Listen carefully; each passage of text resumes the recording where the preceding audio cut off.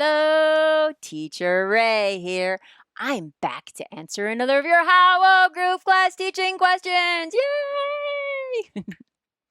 Let's take a closer look at that word, group.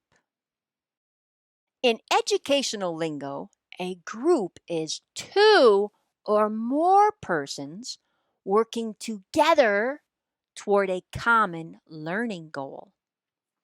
This is also known as peer-to-peer or simply peer learning. For this peer learning to work, we want our students to communicate with each other. But what if that communication is in Chinese? That's our question for this episode. What do you suggest teachers do when the students are talking to each other in Chinese? Thank you, Ray. Well, there are a few different strategies we can use to discourage our students from communicating in Chinese. First, avoid using Chinese yourself.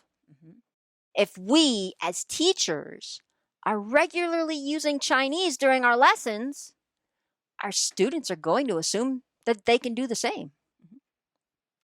Second, provide less opportunities for your students to communicate in Chinese by filling your lessons with activities that require them to communicate in English.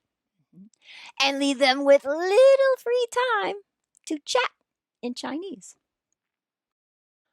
Third, let your students know that they should restrict their communication to the English language. This can be achieved in a few different ways. If they're using the chat box to communicate in Chinese, we can simply ignore it. We can even block the chat box if it's distracting our students from participating in the lesson. Spoken Chinese is a little more challenging. We could mute them, but then we have to continuously mute and unmute, mute and unmute, mute and unmute through the entire lesson, which comes with its own problems, right? Besides, it's really better if our students take responsibility for their own learning by refraining from using the Chinese language. Unless what they are trying to communicate is 1, relevant to the learning, 2, cannot be communicated in any other way. And it should be both of these things, okay? Relevant to the learning and cannot be communicated in any other way. So, how can we help our students understand the need to avoid using their native language? This really depends on the English level of our students. Well, maybe. So for lower level students, we should keep things simple, right? One simple method would be to include an English only rule and to share that rule along with our other classroom rules at the beginning of each lesson. So here's an example of my classroom rules.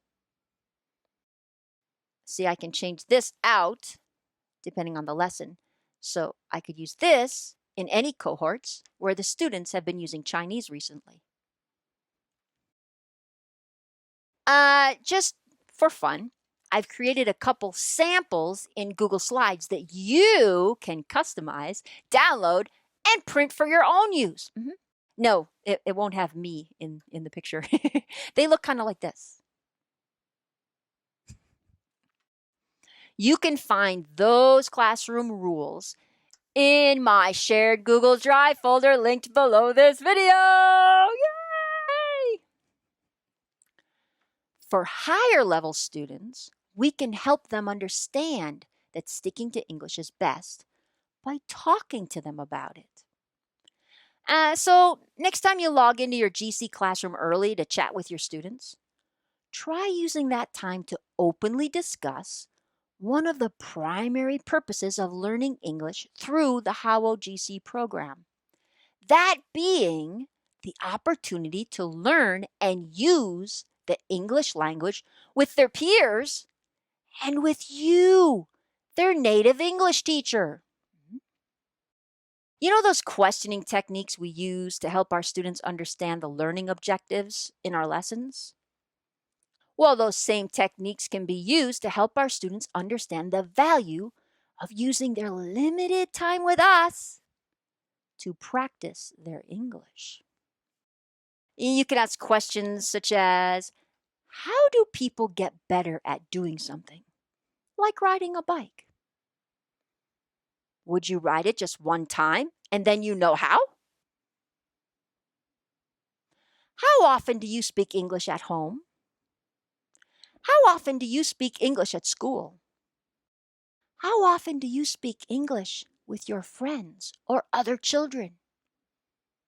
The idea, of course, is to lead your students to the understanding that they don't have many opportunities outside of our Howell lessons to speak English. Now it's time for wrap up! To summarize, in order to discourage our students from communicating in Chinese, we should avoid using Chinese ourselves, keep them so busy with English activities that they don't have time to chat in Chinese, make it a classroom rule, and by helping our older students understand the benefits of using English during our lessons. As Howell GC teachers, we are English language teachers. And as such, it is our responsibility to help our students take full advantage of their limited time with us to practice the English language. So I want to thank this teacher for submitting a question that is significant for all Howell GC teachers. Well done! How about you? Do you have a question about managing students, teaching English, or anything else related to Howell GC teaching? Click on the survey link below this video to submit your question to Ask Teacher Ray! See you next time. Goodbye.